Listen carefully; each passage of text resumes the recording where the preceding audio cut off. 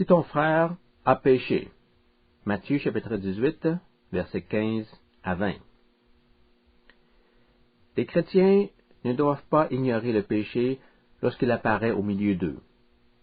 Jésus prend ce problème très au sérieux et donne, en Matthieu chapitre 18, des instructions explicites sur la conduite à tenir à l'égard du fautif. Voici ce qu'il enseigne. Matthieu chapitre 18, versets 15 à 20.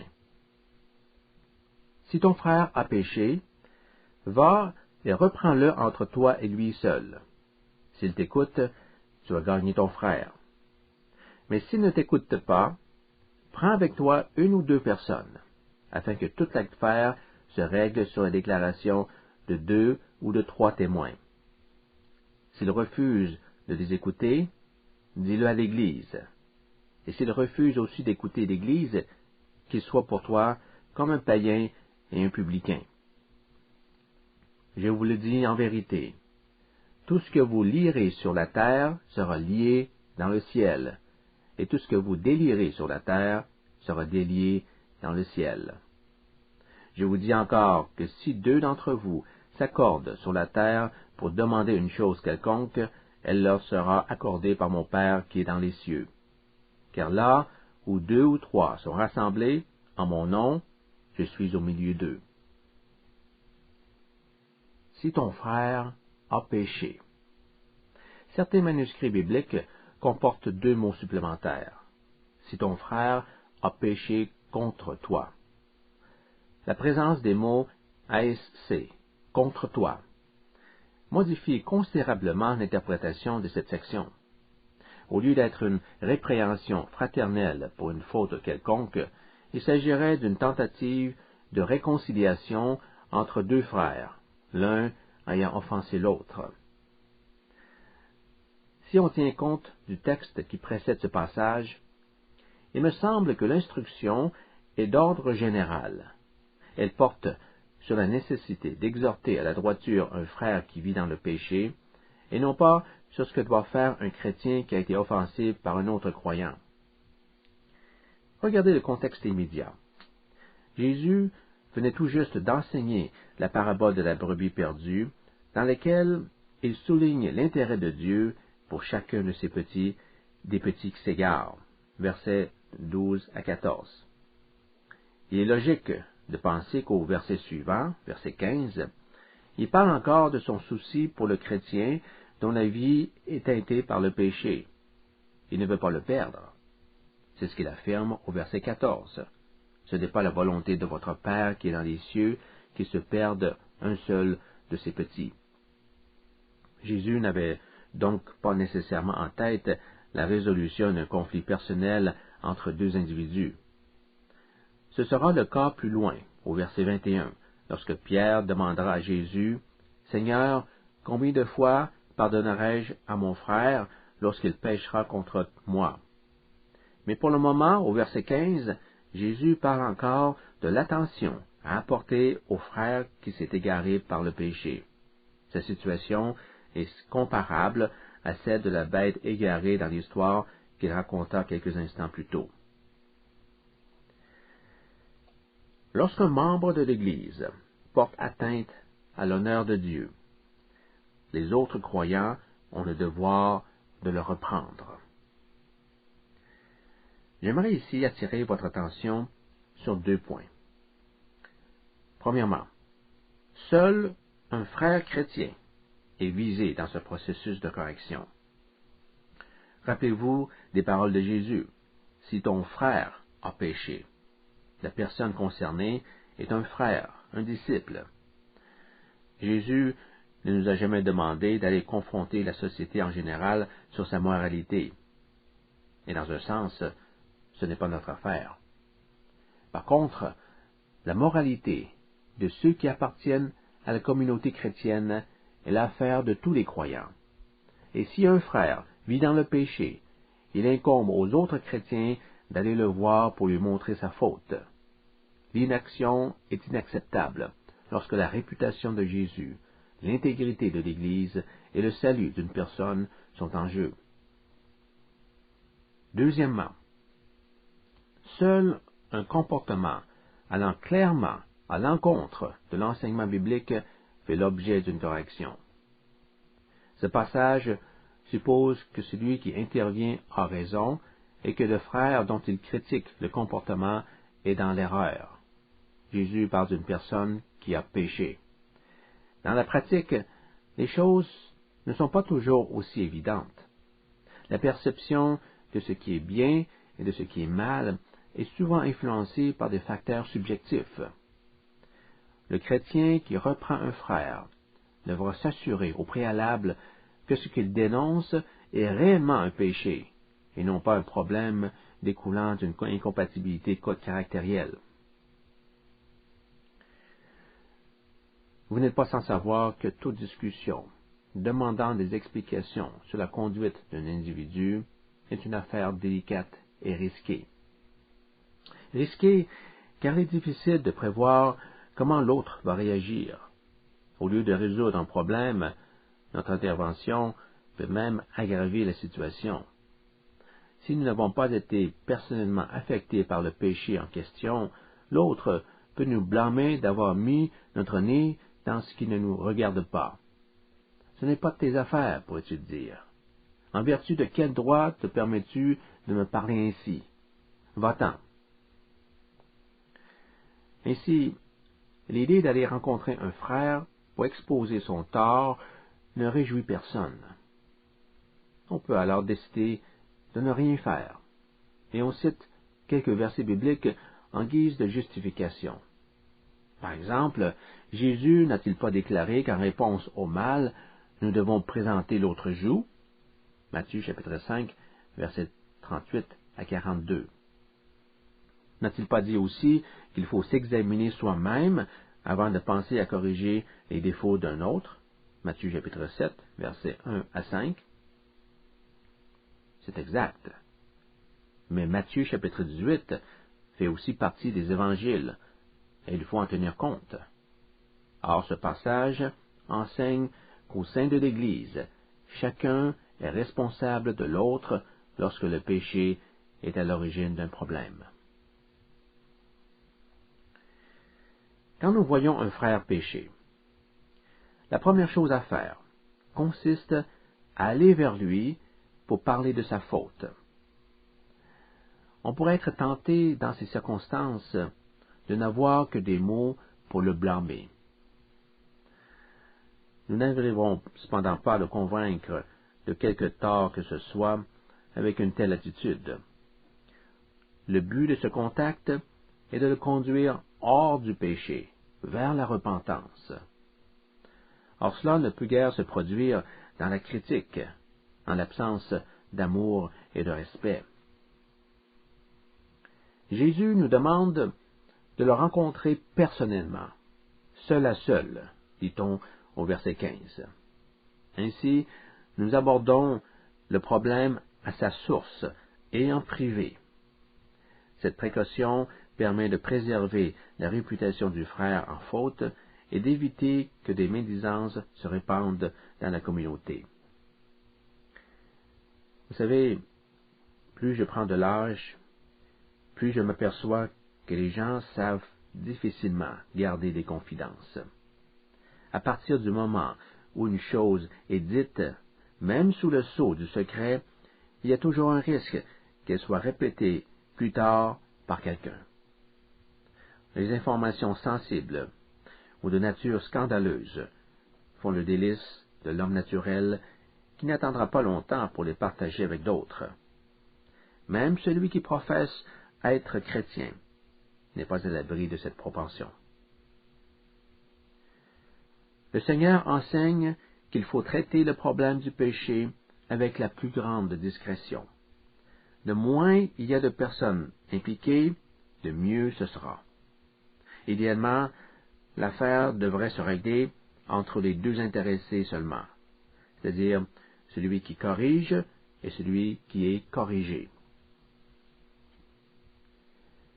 Si le frère qui a péché écoute, donc s'il reconnaît sa faute et demande le pardon, alors on pourra dire que la répréhension fraternelle aura atteint son objectif, tu as gagné ton frère.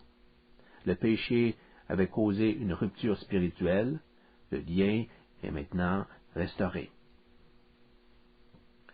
Le mot « gagner » montre bien que le but de la démarche est centré sur le bien-être spirituel de l'individu, plutôt que sur la réputation de la communauté.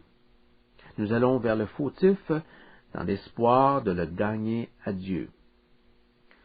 Cela laisse aussi entendre que cet individu courait le risque d'être perdu. La situation s'est ensuite rétablie. Il est désormais hors de danger. L'expression « gagner quelqu'un » est utilisée par d'autres auteurs bibliques pour parler de la conversion des païens à la foi chrétienne. Citons deux exemples. 1 Corinthiens chapitre 9, verset 19.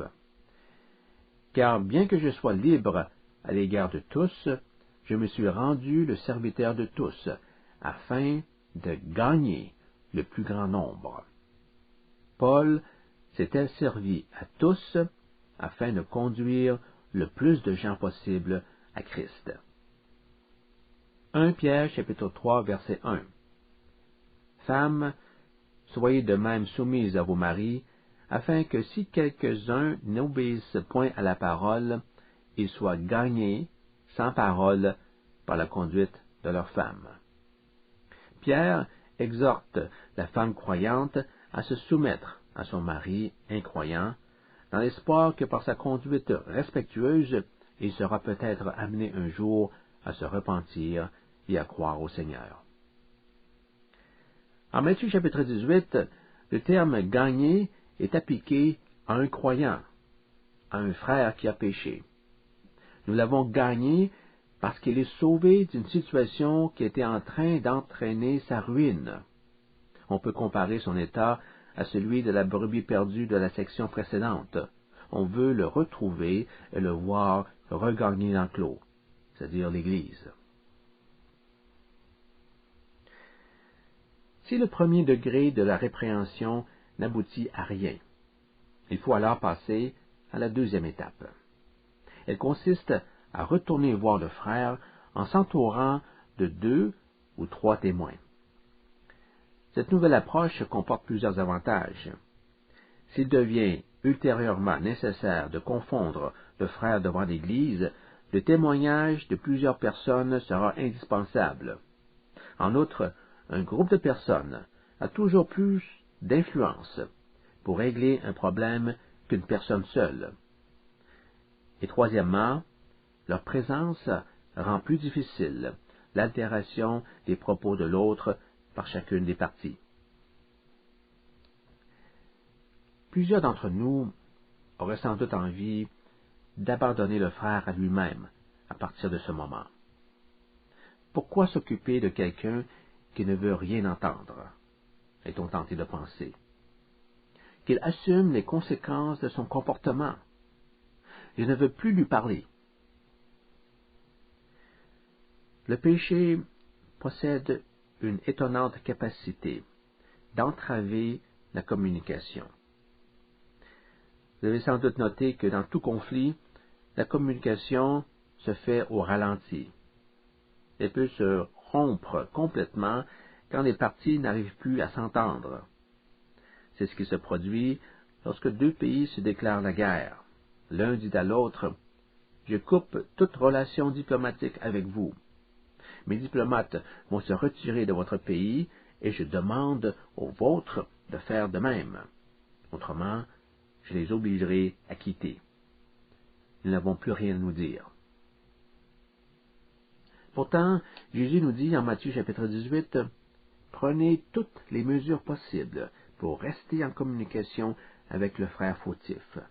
Continuez à lui parler, même s'il ne semble pas réceptif à vos paroles. Efforcez-vous de le convaincre. Un revirement d'attitude peut toujours se produire. » La démarche enseignée par Jésus met donc l'accent sur 2 points. Premièrement, assurer la plus grande discrétion possible. Et deuxièmement, éviter à tout prix de couper la communication. Si le frère persiste sciemment à pécher, alors l'affaire doit être portée devant l'Église. C'est le 3e degré de la répréhension. Confronté à la désapprobation de l'Assemblée entière, il devrait au moins se rendre compte qu'il a un gros problème personnel. Il est important de se rappeler que le but de l'intervention est encore d'amener le coupable à reconnaître sa faute et à se repentir. Si l'accusé refuse toujours de voir qu'il a mal agi, qu'il soit exclu de l'Église. Un homme qui ne se soumet pas au jugement et aux règles de l'Église n'est pas digne d'en faire partie. Qu'il soit traité comme un païen et un publicain, dit Jésus au verset 17. Les Juifs considéraient les païens et les publicains comme des parias qui n'appartenaient pas à la famille de Dieu.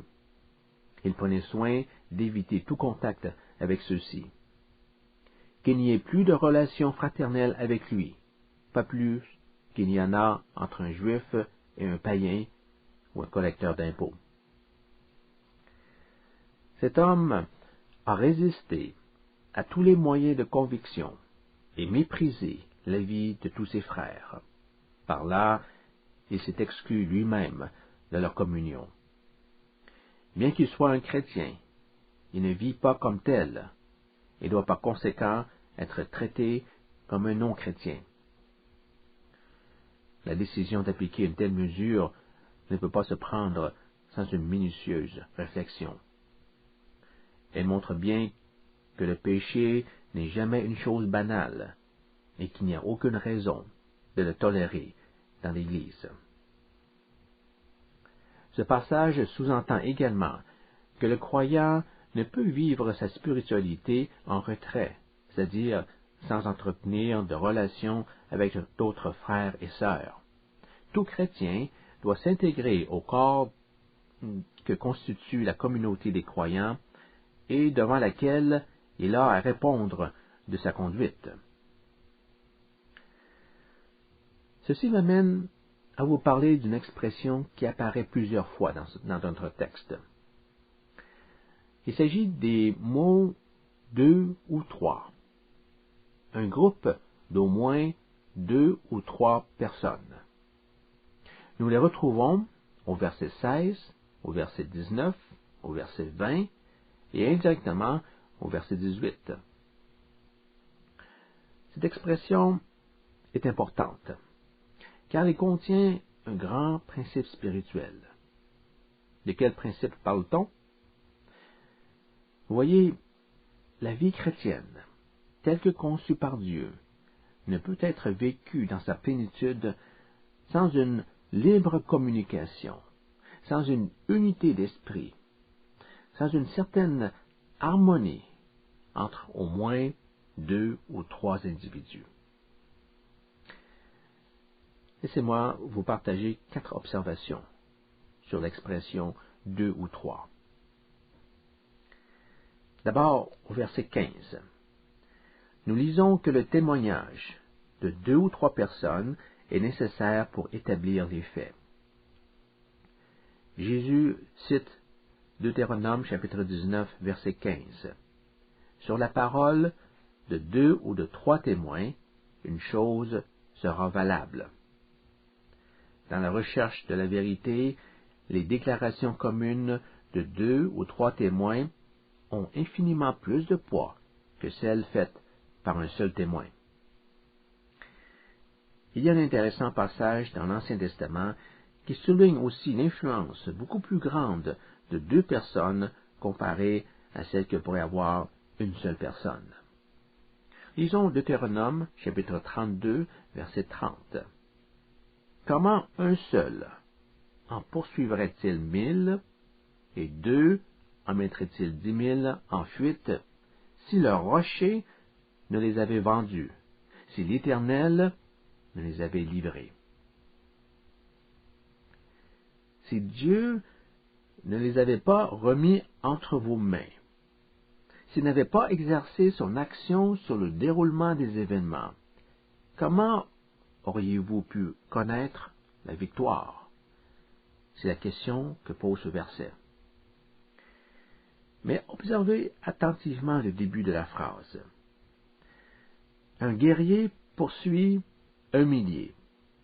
2 guerriers poursuivent 2 milliers? Non. 2 guerriers poursuivent 10 000 autres. Devant un homme, 1000 prennent la fuite. Devant 2 hommes, 10 000 personnes prennent la fuite. Leur puissance est décuplée. Cette force formidable ne peut s'expliquer que par une intervention active de Dieu. D'où la question, comment ont-ils pu accomplir cet exploit si l'Éternel ne les avait livrés? Le mal est combattu par les paroles de plusieurs, au moins 2 ou 3, ayant tous le souci de baser leur témoignage sur la vérité. C'est ce qui permet à l'Église de se montrer tellement plus forte dans son combat contre le péché.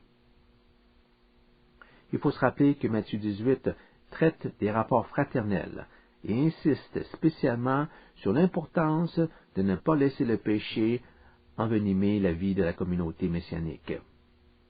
Notre efficacité à mettre en échec le péché sera infiniment plus grande si nous combattons ensemble, coude à coude, unis en Christ. Souvenez-vous de Deutéronome chapitre 32, verset 30. Un combattant chasse 1000 ennemis. 2 combattants chassent 10 000 ennemis. Imaginez la puissance de toute une congrégation qui a comme but commun de défendre la vérité pour l'honneur de Dieu. Le deuxième point concerne l'autorité spirituelle. Jésus y fait allusion au verset 18. Je vous le dis, en vérité, tout ce que vous lirez sur la terre sera lié dans le ciel, et tout ce que vous délierez sur la terre sera délié dans le ciel. Le pronom « vous » est au pluriel en grec. Tout ce que vous, les disciples, lirez sur la terre sera lié dans le ciel. Si vous, c'est-à-dire 2 ou 3 personnes, agissez d'un commun accord, d'un même esprit et d'une même pensée, en obéissance à la parole de Dieu, ce que vous liez ou déliez ici-bas sera ratifié dans les cieux. L'action de lier et de délier est en rapport avec le verset précédent et correspond respectivement à la décision de l'Église de placer une personne sous sanction disciplinaire, liée, ou de la réadmettre dans la communion des frères, déliée. Ces mêmes paroles avaient été dites à Pierre en Matthieu chapitre 16, verset 19. Elles sont maintenant adressées à l'Église entière. Dieu a accordé à l'Église, même si elle n'est constituée que de 2 ou 3 croyants, une pleine autorité pour agir en son nom. Au troisième point, il est question de la faveur que Dieu consent à ses disciples. Verset 19. Je vous dis encore que si 2 d'entre vous s'accordent sur la terre pour demander une chose quelconque, elle leur sera accordée par mon Père qui est dans les cieux. J'ai mentionné plusieurs fois dans les leçons précédentes que la promesse d'exaucer la prière du croyant n'est pas inconditionnelle. Toute requête doit évidemment être subordonnée à la volonté divine, puisque l'être humain ne peut pas connaître les conséquences ultimes de ce qu'il demande au Seigneur. La condition que nous trouvons ici au verset 19 est que la prière doit viser des requêtes sur lesquelles nous sommes en plein accord. Si 2 d'entre vous s'accordent pour demander quelque chose, cela leur sera donné. Le principe est similaire à la règle du verset 16, qu'une accusation doit être appuyée par le témoignage de 2 ou 3 autres. La prière individuelle est primordiale, mais la prière en commun l'est tout autant. En fait, Dieu manifeste encore plus abondamment sa puissance lorsque nous prions ensemble d'un commun accord. Et finalement, le 4e point touche la notion de la présence de Dieu. Verset 20. Car là où 2 ou 3 sont assemblés en mon nom, je suis au milieu d'eux. Venant de la bouche de Jésus, cette déclaration peut paraître étrange. En effet, pourquoi dire « je suis au milieu d'eux » ? Dieu n'est-il pas en soi présent partout en même temps? Oui, l'omniprésence de Dieu est un attribut divin. Mais ce n'est pas de cela que Jésus parlait. Il faisait référence à la présence spéciale de Dieu. Voyez-vous, la Bible fait une distinction entre 2 types de présence. La première concerne la présence générale de Dieu dans le monde, celle à laquelle Paul fit allusion en Actes chapitre 17, verset 28. Dans son discours devant des incroyants d'Athènes, l'apôtre Paul dit « En lui, c'est-à-dire Dieu, nous avons la vie, le mouvement et l'être. » Dieu est libre des lois et des limitations de l'espace. À cet égard, il est totalement présent partout, entourant toute chose et tout être humain à chaque instant. Mais Dieu est aussi présent d'une autre façon, d'une façon toute particulière. Ainsi, l'Ancien Testament enseigne que la présence de Dieu se manifeste spécialement dans le tabernacle. Dieu était tout le temps avec les Israélites, mais il avait fait du tabernacle son lieu d'habitation sur terre, où sa présence se faisait particulièrement sentir. Plus tard, le concept de résidence de Dieu aboutira au corps de Christ, c'est-à-dire l'Église. Ainsi, en Matthieu chapitre 18, verset 20, Jésus promet d'être spécialement présent là où 2 ou 3 croyants s'unissent pour prier. Il arrive que la présence de Dieu puisse nous sembler distante. Mais lorsque nous nous trouvons avec d'autres chrétiens, dans un esprit de prière et d'unité, il se passe quelque chose qui rend la présence du Christ tellement réelle. La promesse de la présence du Seigneur lui-même au milieu de ceux qui sont assemblés en son nom prend alors tout son sens.